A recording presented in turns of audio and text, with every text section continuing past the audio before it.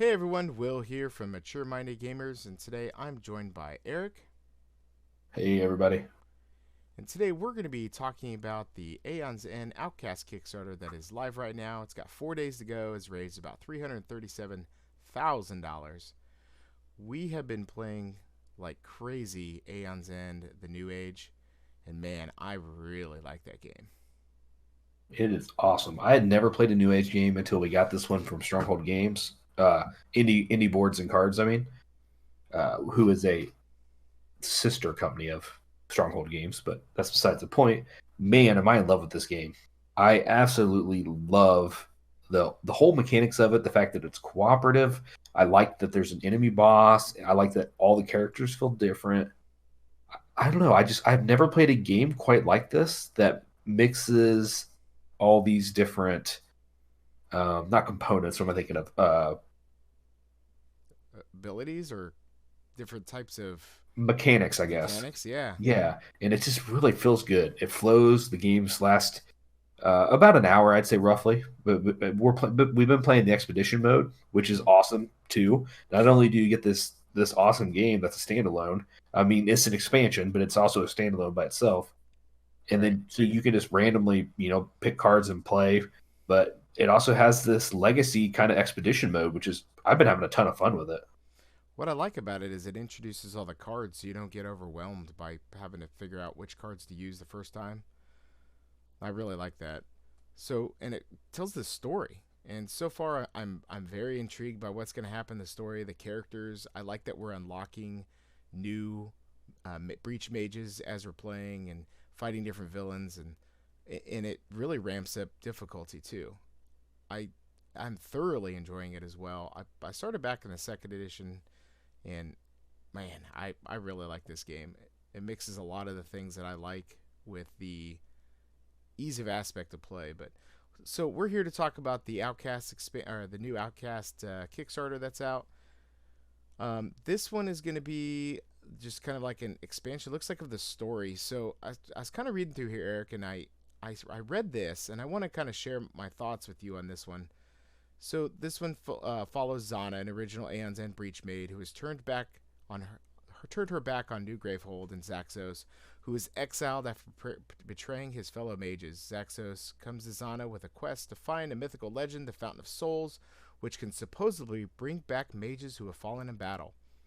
And so we're the what second mission right now. We just fought a new creature last time we played. In our second video we just put up, and we've been hearing a little bit about Zaxos, and this one seems like Zaxos is going to be more of a character. But then I was reading on a little bit here, and it says, while in the void, the Gravehold lifestyle is replaced by Zaxos himself, who needs to be protected if you're going to stay safe in the corrupting atmosphere of the void. Unlike Gravehold, Zaxos is a mage in his own right and can help the players out with powerful abilities. Can you imagine that if Gravehold had abilities? It sounds like a new mechanic that's going to be so cool because I mean, in New Age, all Gravehold is basically like another thing you need to keep alive. It's like your ally, I guess, but it doesn't do anything. Well, so It far. just right. Well, that's true. That's a good point because we're only on the second session, and in the expedition mode, you unlock packs and cards as you go. So Mm-hmm. that's a good point. That may change. Right? But where we're at right now, if that adds a mechanism in there where it helps us, like it's just a bonus or something, because I mean we've already unlocked the treasures, Mm-hmm. and that's a cool aspect too. So every round we get to pick, what treasure we want to use with our mage. I also seen where this outcast comes with 8 fresh mages that each bring their own playstyle to the table, and so far we have 5 unlocked. Right? Well, after this second game, we actually just unlocked another one. Well, that's So, true. well, we're going to once we kind of start the next one. So, oh man, I'm super stoked. I like how this game looks. So let's continue looking here at the page and what's in the box. In this one, like you said, you're going to be getting 8, but you kind of start off with 4. You got 350 plus cards. Looks like you can see Zana here, Takrin, Jaya. So Takrin, wasn't he a breach mage in the New Age? I think so. Yeah. He was that defender mage that I played the first time. Yeah, with the shields, right? Right, two Yeah. lifestyles, Nemesis mat, Experiment 153. I mean, it kind of looks like a rabbit with some claws and stuff. There's some interesting art in there. 24 dividers and 7 envelopes of additional mages and Nemesis. Tons of tokens. You're also going to be getting an included expansion called Return to Grievehold, which looks like it's going to be including a new Nemesis as well as 2 new Breach Mages there. Some really cool looking ones. It looks like he has a shield, and then one kind of looks like some sort of like badass fire mage, lava mage or something. I don't know. She looks awesome with red hair. He does. Yeah, I see her.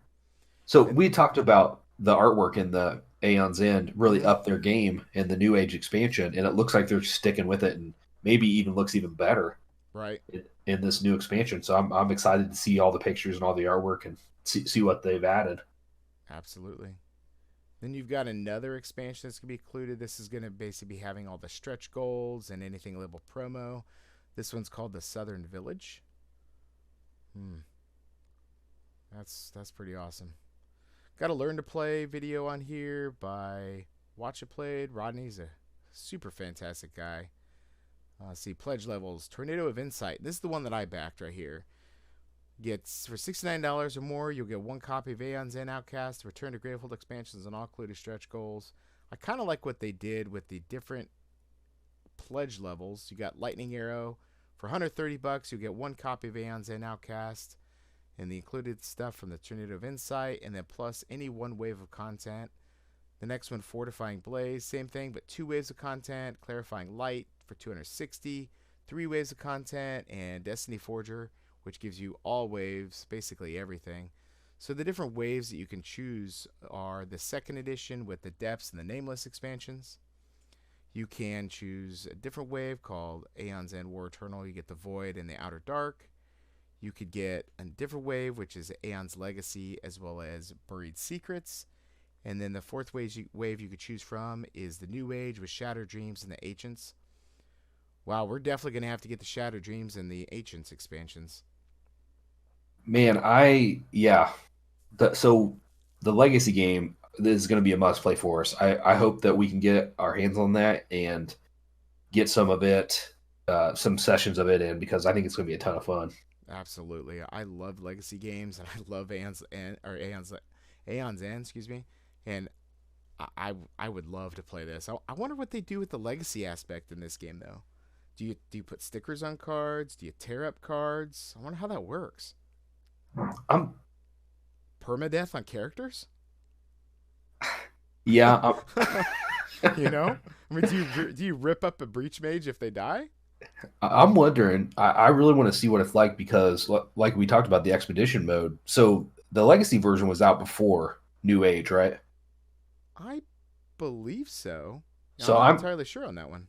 I'm gonna go with it was their first shot at this expedition mode, and they realized how popular the Legacy style was, and then Mm-hmm. that's why they've included it in the other expansion. So I'm betting it's just a full on expedition mode. But I don't know. I mean, Legacy, you do generally think about ripping up cards and stuff, but Mm-hmm. we haven't done any of that with the expedition mode in Aeon's End yet. So I kind of doubt they went that path. I bet you it's more like the expedition mode that we've been playing. You just think it's more of just an expanded version of that with more tokens and more boxes to open up? Yeah, that would be my guess. Like the full. So you know how we've been getting the expansions, the standalone expansions. I bet this is more like a whole collection by itself. I bet. Right. I'd love to try that. So let's go through some of the stretch goals here. We've got at $40,000, it was successfully funded. So great job, everyone.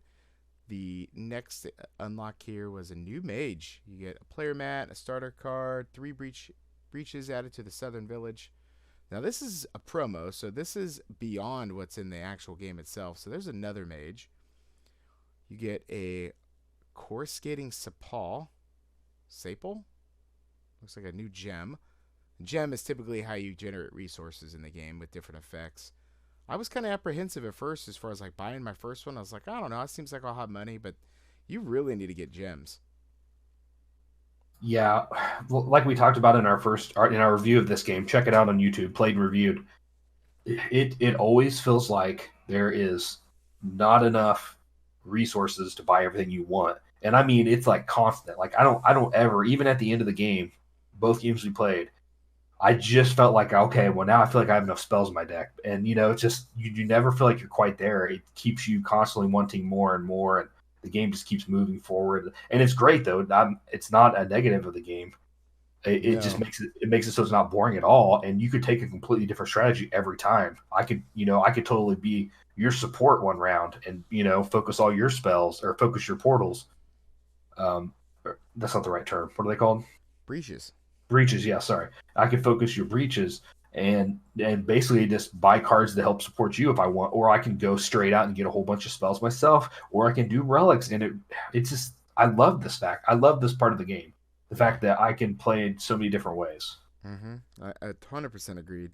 And every time you play, it's gonna be completely different. So with these randomizer cards that they add to these, so that way you could just completely randomize what you're going to be gaining and what's going to be out there on the market. The next unlock here at $125,000 was 5 new relics, and this one's called the Truth Gauntlet. A Truth Gauntlet.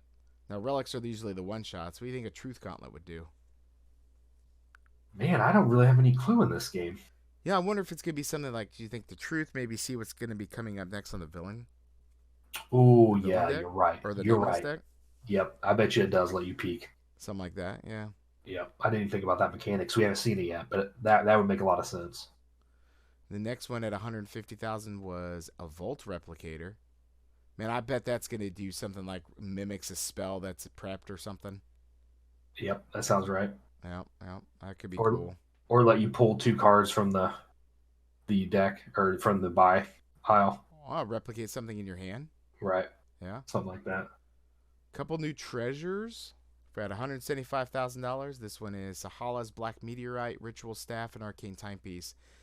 Now, when we were playing in the second session, the treasures, after kind of figuring out how the treasures work and everything, and I really like it to the aspect of this is kind of how you tailor your mage more to your play style. Did you kind of feel that as well? Because when you replace a card in your starting deck, and you become a little bit more different because it's just a one shot, like not a one shot card, but it's completely unique to me. It's not like you have a copy of it because there's only one of that card. Yeah, I completely agree with you, and I think it's a great way to kind of start your character out and kind of feel like how you want to play him that round. Right. Because I got the one that let me help you focus a breach, Yeah. or Yeah. or I can focus my own breach too. It was just a good upgrade to one of your basic powers. One, I like how they have different levels. So as you play, you're going to be getting higher level treasures. We haven't unlocked them yet, but I can only imagine they're going to get more powerful. Yeah, So yeah, I think you have to be right about that. the next one at $200,000 was a couple new spells. This one's called a Reaper's Flame. Some pretty cool artwork on there. I love the flame breath. That looks totally awesome. Probably more sort of, just another damage spell. I wonder what the effect is going to be. Maybe some sort of like lingering damage. That looks pretty awesome though. $225,000 was 3 more treasures: Inko Spreading Emerald, Onyx Liquors, and Massacre Helm. One of them here, I could read it. It's called Massacre's Helm. When you cast 3 or more spells during your casting phase, deal 3 damage. Huh. That's pretty powerful. Yeah. So, I wonder if that's going to be something that maybe stays in play? Because you have to play it and then you cast 3 or more spells during that turn? I don't know. Because you think you're not going to always have 3 spells in your hand, plus also get that card out at the same time. That's interesting. I can't wait to discover more about the treasures. Next one here is at $250,000 with 7 more gems. The Quickening Quitite? I bet it's going to be something about drawing more cards or gaining a lot more resources. On some of those, I like the ones that you have to burn. Like give you options. It's either, hey, this one's worth 2, or if you destroy it, it's worth 3. Yeah, yeah, it had some like we used it a lot last game. I kept Mm-hmm. picking those treasures up that would let me either discard one of the cards in the top of one of our discard piles, or I could destroy it and gain a couple health. Right. And the next one at $262,500. I wonder what that special number would be. I imagine it's their funding for their last edition. But this one, you get a new Nemesis mat, 10 Nemesis cards, a Nemesis track, a die. Ooh. 25 plus tokens added to the Southern Village. So we haven't seen any of the Nameless use dice yet. Of course, we've only fought two, and both of them have kind of used like different tracks. But each of the tracks felt different. So I wanted to ask you real quick. So for the two that we used in New Age, we fought the Magoth, which had all these like little like maggots and flies that were spawning, and then different things you could attack and everything. And then this last one we fought, for the life of me, I cannot remember his name. Do you remember? Is it like Arcanas or something like that? Arachnia. Arachnos. Yeah. Yes, because it was the big spider. Yes. Yeah. And that one had where it was moving on this track. And every time it reached a certain point of the track, it would, get a little bit more of these like threat tokens, if you will. And depending on where you ended the game, the more threat tokens you had was how difficult the final version of the enemy was when you finish the ritual. They both had completely different feels of what we were trying to do from stopping them, and I love that. I absolutely love that. I'm excited to try all these new enemies, especially the ones in the expansion packs, because how different there's got to be some repeating themes here. Yeah, I did like the difference in the first two. We'll have to play some more to see. Do you know how many games we get in the expedition mode? I believe there's 4. So we're halfway through then. I believe so. Okay, that's cool. So we have a lot of new stuff to figure out. I mean, there's going to be a lot of stuff unlocked, I think, still. Mm-hmm. Oh, a lot of stuff we haven't seen, and I'm so jazzed up. Me too. And then you've got the next one at $275,000. It is 4 upgraded basic Nemesis cards. Now, Nemesis cards are an interesting part of this game. That the first time you play the first mission, it's a set deck, and you just kind of resolve it as you go. The second time that we played, we set it up that was completely random. And I liked how when you fought the villain, or the Nameless, not only did you not know which basic cards were going to be in that deck, but also what order they're going to be coming up in. Did you enjoy that aspect, or would you rather have like an idea if this creature's going to be doing this turn? I enjoyed it. I like the randomness of the creatures and not knowing exactly what's going to happen. Mm-hmm. I like that aspect quite a bit myself. I enjoy it where you kind of have an idea of how the track works, or the basic premise of the Nameless, but not knowing exactly what they're going to do on a specific turn is very enjoyable, because then it gives a level of excitement every game. Beyond that, plus the different market cards you're going to have, or the barracks cards you're going to have out. The next one on here at $285,000, they dropped the upgrade to about $10,000 increase. This one was 5 spells and a randomizer. This one called Dizzying Burst. I'm kind of thinking it may stop you from having to draw a Nemesis card if the Nemesis activates. Can you think of what Dizzying Burst would do? I'm thinking it would kind of like affect the Nameless. Yeah, I don't really know. The art looks awesome on that picture of her. They're just shattering that glass. Right. Maybe it lets you like refocus their attack. Like the next attack, you can focus on not Stronghold. What's it called? Gravehold? Yeah, the next attack, maybe you can focus damage on Gravehold or you or something. Maybe redirect damage. Maybe, because it's like I don't know. It could be a lot of things. The next one here at $295,000 is 3 Zaxos ability cards. Ooh, here we go. So this is where what took over for Gravehold. You get a divided detonation, a quickening cast, and a clairvoyant conflagration. Can't really read everything on here. These are abilities on them. So I wonder if there's a Gravehold turn card now. I wonder if that's how they're going to use that. So instead of like a player 1, player 2, and a Nemesis, for example, you're going to have like a Zaxos turn card. You just flip over a new ability. That'd be kind of cool. That sounds like something they may have done for sure. Right? Make it easy to be able to track when they do that. Right. Or maybe it's at the end of the turn. Or at the beginning, maybe. I don't know. I would love to have it random, though. All right, so the next unlock at $305,000 was another spell, Swarm of Flame. That's an awesome looking flame beam right there. I love the swirl of the fire around the blast. It just looks Yeah, slick. can't say enough about the artwork. Just they've really upped their game. It looks great. What I don't recognize though the character that Breach Mage there doesn't look anybody I've recognized yet. It said we get 8 new ones, so Yeah, could be one of the new ones or could be one of the first 4. All right, here. So we got 3 treasures at $315,000. A couple more treasures here. One of these, Lost Forge Crystal, Ashen Rib, and Cloak of Wisdom. Let's see here. Cloak of Wisdom at the start of your main phase. If there are 5 or more cards in your discard pile, focus on your. I don't know, it says focus something on your closed breach. That'd be pretty cool. See, I wonder how you upgrade these though, because like you see on that Lost Forge crystal is obviously it looks like a gem, right? So it's going to replace one of the gems. I wonder what the cloak and like the looks like more gear cards do. Are those just? I wonder if they're just like out on the table. I don't know. It'd be really interesting to see how they work those mechanics in. Mm-hmm. It could be just technically a relic. I don't know. Next one at $325,000 is called Cinder Shower. That looks awesome. 5 spells. It's a promo card.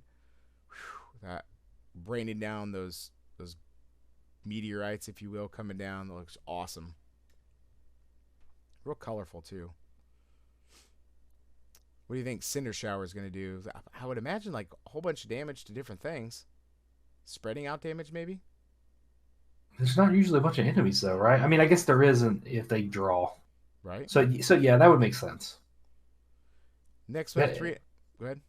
That's one mechanic that we didn't see a lot of. It seemed like there's only a couple occasions where we really had more than 1 or 2 enemy creatures out, like dealing damage to us over time. Yeah. Well, even when we fought Magath, we had a whole bunch of that's a good maggots out, point. but they don't attack or anything. That's a good point. But we were trying to kill them though, so AOE damage would have been very effective against them. Yeah. But they only took what was it, 4 damage? There's 1 to kill each one, and then 2 on the flies. Oh, but you 1 can for only each. kill out each damage, a source of damage can only deal damage in 1 row.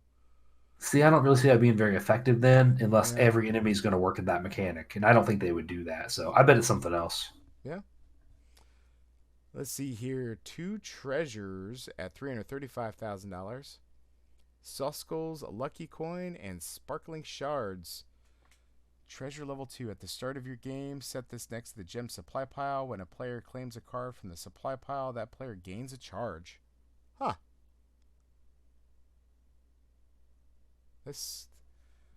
So this definitely doesn't seem like it's something that goes in your deck. At the start of the game, set this card next to the gem supply pile.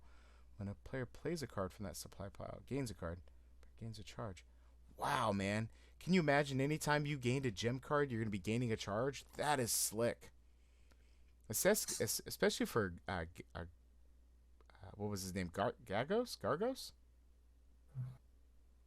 Yeah. The Wind Mage? Man, I cannot Yeah. remember his name for the life of me. The one that when you charge it up, it does more damage. Yeah. Yeah.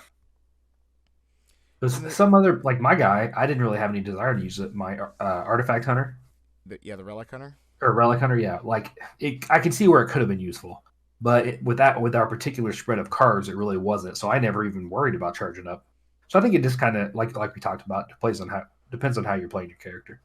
Yeah, with the 2 relics that we had relics out that were about healing, both of them. And there was no real reason to try to upgrade one of your relic cards, was there? Now, I guess if you were playing, because that's what her ability did, let you upgrade a relic card only, right? No, I could pick any card. Oh, man, you could have been getting some of the bigger cost spells. Like that 8 cost, you could have upgraded to an 8 cost? Well, it wasn't as effective unless it was an artifact, though. Oh, okay. So, I don't know. Like, it could have been useful, but at the same time, like we talked about, there's so much to do with your charges or whatever they're called that I just didn't feel like I needed to really spend it to charge that up 4 times. It would take me 8 to charge it up. Right. So if there was a couple, I think there was like maybe 1 turn where I had 2 left over that I could actually charge. That was it. But well, a lot of times when there was like two or three, Aether left over, we were using it to lower down the Arachnos's movement track though. Right.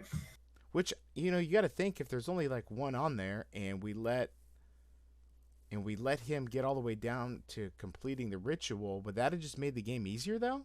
Should we let him complete the ritual because there had only been one threat token on the track? We talked about that early on. Like, we should just let it go. Right? So, and maybe we should have. I don't know. Huh. I don't know. It kind of seems weird, doesn't it? Because would we have been powerful enough to take down his 60 health at that point? Because he was doing it. I mean, even at the lowest level, it was still, I think, 2 or 3 damage every turn. Oh yeah, you're right. Because he would have been hitting us and hitting him and doing damage. We Yeah. would have died pretty quick. So yeah, you definitely don't want that to happen. I didn't think about that. It's a good call. And then the next one here, this one is the first locked one at the current time, is $345,000. It's called New Relic Cat's Eye. 5 relics, 1 randomizer added to the Southern Village. Huh. New Relic. I had mentioned it before, maybe looking at the nameless deck. I bet that's what this does. Kind of like he's looking into the future, looking into something, focusing on something. Or maybe it could even be just focusing more breaches. Yeah, they could go a lot of different ways with that, really. Yeah. I don't recognize this character again here. Gray beard. Love that art. All right. So the add-ons. Let's get down to these add-ons here. So add-ons. So for $10, you can get additional accessories pack. Looks like you get more of the standard gems and the standard smites, and then sparks, excuse me, and then some organizer cards. This is for outcasts. All right. So then at $25, you get a neoprene mat. Oh my gosh, I would absolutely love to have a neoprene for this. I'm obsessed with those. $15, you get to Into the Wild, which was an expansion for the New Age. Get the Kickstarter promos for the New Age for $10. Additional accessories pack for $10. GTM promo cards. Game Trade Magazine had some cards for the Legacy version we're probably in one of their magazines. Looks like they'll be selling those for $5 a pop, or $5 for the set. Retailer promo cards. Looks like 2 of those for $5. Kickstarter promo cards from the Legacy Kickstarter for $5. An expansion pack. Now, I mentioned this before, not liking the health tokens, how small they are and everything. And I think in the War Eternal expansion, this is one of the first expansions they added this as an option for the Kickstarter, which you get a whole bunch of 10-sided dice. I want this. I want to be able to have some dice as opposed to the small tokens. And I think I'm going to get this accessory pack. Would love to have that. Another promo pack for the War Eternal, and for $5 you get some dividers. So down here just kind of gives you more of a visualization of everything I just talked about, of each what all those expansions are. Kind of go through those real quick. These GTM promo pack for $5 was Fleeting Vision. You cast it, it's a spell. Deal 2 damage. Each player may reveal the top 2 cards of their deck and may discard any one of those. Oh, that could be nice. Getting rid of some sparks or some crystals if you don't want them. Retailer promo pack for $5. Splinter Missile and Echo Stone. So I can read the Echo Stone here is gain 2 Aether. If you play another Echo Stone this turn, gain additional Aether. That could be cool, man. You just gain 6 Aether for 2 cards. Because they would have to chain off of each other, right? Yeah, it seems really powerful. Kickstarter promos here. There's some blank turn order cards. Man, what would you use that for? You get a pick. That's cool. Huh. I like how they keep adding these little changes to some of the core mechanics. Right. Because I wouldn't even have thought about that, but that's pretty cool, really. Right. Because there's been a couple times where I was like, okay, you need to go next, or I need to go next.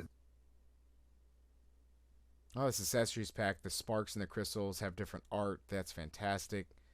The translucent dice and oh my gosh, plastic gems for the charge, power, and Nemesis tokens. I'm digging that a lot. I'd rather have some sort of 3-dimensional. Those charge tokens are tiny too. Promo pack for War Eternal. 10 health minion here. Persistent damage. The player with the lowest health suffers 3 damage. Some divider cards. All right. So this is the 5th in the series from the team of Indie Boards and Cards. With successful execution of our first 50 plus projects. We have been experienced publishers with reputation for great games. And man, I agree with that 100%. So, whew. Man, I'm digging this. Let's look at the shipping on this guy though. US for, if you go with the all-in, absolutely everything, looks like you're paying $49 for shipping. If you're just getting Outcast and the expansions for that, you're looking at $9 US.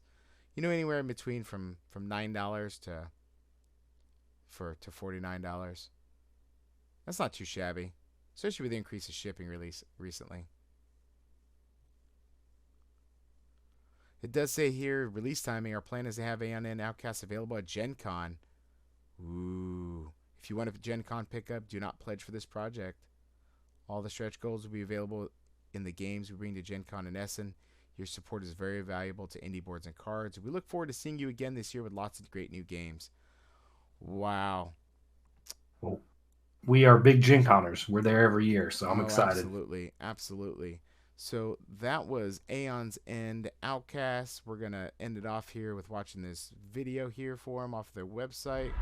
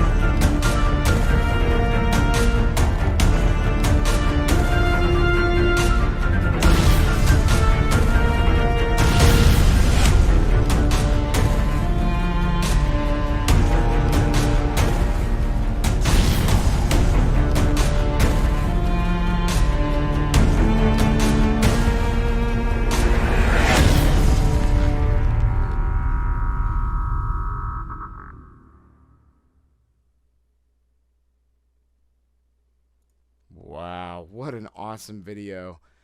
If that doesn't make you excited to pick up this game, I don't know what does. So, wow. So what'd you think of that video, Eric? Awesome.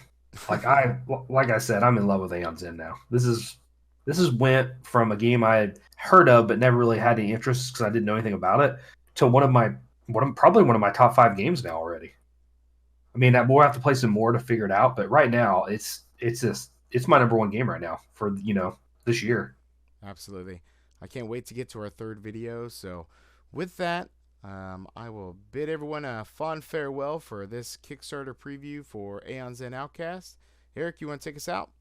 Yeah, check out all of our content on our website, maturemindedgamers.com. We do video games, board games, and much more. Have yourself a great night.